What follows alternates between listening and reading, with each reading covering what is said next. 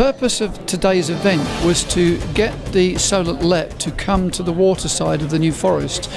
Not something they had done before. I had previously been to their AGM, the other side of the water as it were, down in Portsmouth, and raised a question about the Waterside. So this event has come about because they needed to engage really with the Waterside businesses, and hence this meeting.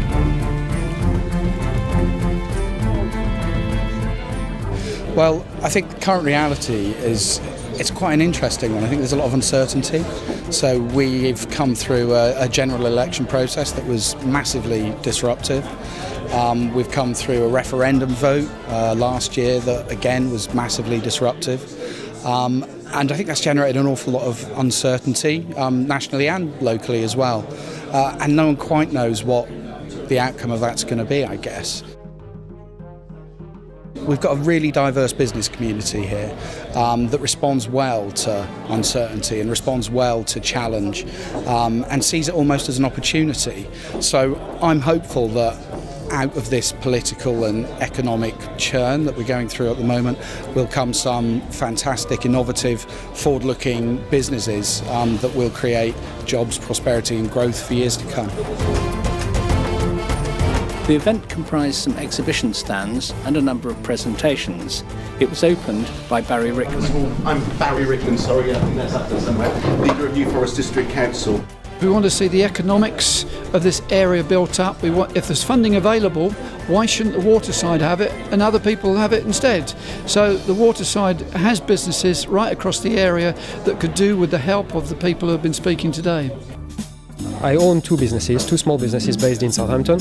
One of them is called EISC Limited, and what we do here is European projects, so we bid for European funding to support the local economy in various different ways. And the second one is called Vaxandi Limited, and we deal primarily with public procurement, so we help businesses bid for public sector contracts, whether in the UK or anywhere in Europe. Okay, so what challenges do you see ahead? Challenges, well, yeah. With my first business, of course, being linked to Europe, there's the obvious elephant in the room, which is Brexit and whatever that means. So I'm not too sure this business will survive after that, but you never know, the road is long. For the other business, it's also linked to European legislation in some way. Public procurement is very much connected to that, so that has an impact, but maybe not so much because I already trade with businesses all over Europe. So it's a challenge. Brexit is a big challenge for both businesses, but probably we'll be okay with the second one. Andrew Barnett is Joint Managing Director of a local aerospace business. We've got two big challenges. One is the impending political ramifications as well as the business ramifications of Brexit. But I think that we can deal with that as a small, creative, innovative business going forward. The other challenge is that we're a new company in a very, very disruptive marketplace. So a lot of we're very wide in terms of the markets that we appeal to, but we've got to get out there, and we've got to get out there very quickly. The programme was put together by the local LEP. They set the programme, which was about the marine industry, but there are general businesses across the Waterside who could do with this type of help. Again, locally, I think there's a really good networked ecosystem of support for local businesses. You have the LEP here driving the development of economic policy and growth locally. We've funded the Solent Growth Hub, who are there as a free-to-access initial point of contact for any business. So whatever your issue is, whether it's you need some staff, whether you need help with marketing, business plan writing, or indeed accessing LEP funds, then do talk to the Growth Hub. And there's a panoply of others out there, too many to mention, but the Growth Hub's an important one because they are that single point of contact that can point you in the right direction. Nick Seagrave works for Williams Shipping, who operate in the port of Southampton. So what prompted their successful bid for LEP funding? Well, there was a bit of movement in the local market. We had some neighbouring firms that we knew were effectively shutting down certain parts of their business. We had available land at one of our bases in Millbrook, and the two sort of ideas sort of overlapped, and we thought we could make a little better use of the space that we had. So we got rid of a self-storage yard, and we came across the LEP funding opportunity to help us effectively fund a cargo handling operation. And what do you think made your offering or your pitch compelling? To the LEP, I think the main benefit was that we were providing jobs. We would be able to employ 4 new people and secure 2 jobs, which is obviously excellent. It helps us link up our marine and our transport businesses, which again is good for us because we have more revenue opportunities, and that obviously funnels its way down into the local community at the same time. So we need to stand on our own 2 feet as a company, not rely on the bureaucratic discussions that are going on, because we need to be a global business early on. So what do you see as your way forward? How are you going to overcome these challenges? Well, first of all, it's a much deeper connect with education. So I'm trying to get around all the universities and technical colleges to offer them a way of working with us as a company and us working with them to get young people into business. That's the first thing. And the second thing is to try and beat the drum, to sell the benefits of small business up the chain, to make sure that the right ministerial decisions get made.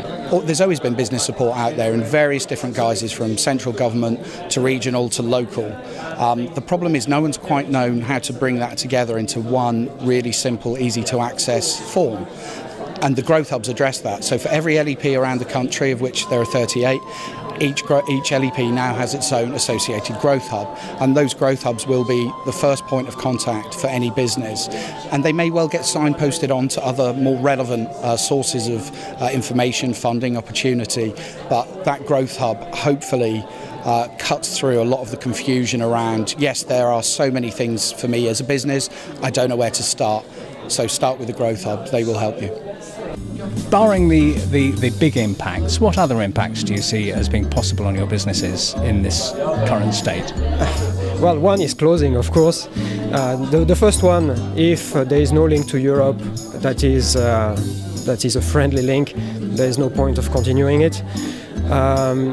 Money-wise, so far it's been okay, strangely enough, even if there is, well, Brexit didn't happen exactly yet, but with the pound being weaker, clients from abroad have been quite interested, and that has been an interesting challenge to deal with, more clients, so that's okay.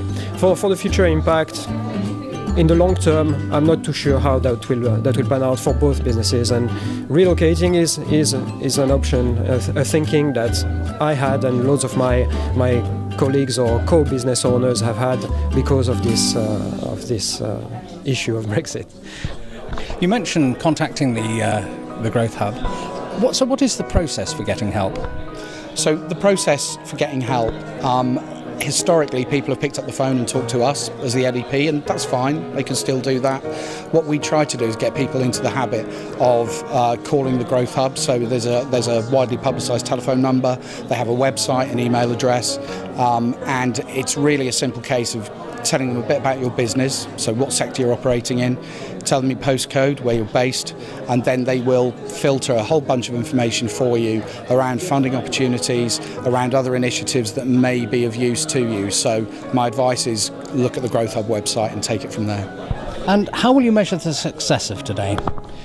The success, I think, of today will be the ongoing work with the Solent LEP, which I know is ongoing in different levels across the Waterside at the moment. Also with the Solent Growth Hub, who work very closely with the LEP, we're already talking about networking with local businesses, linking up with business networks who they can go and speak to, so therefore we can get engagement across the board with other businesses who are unable to be here today.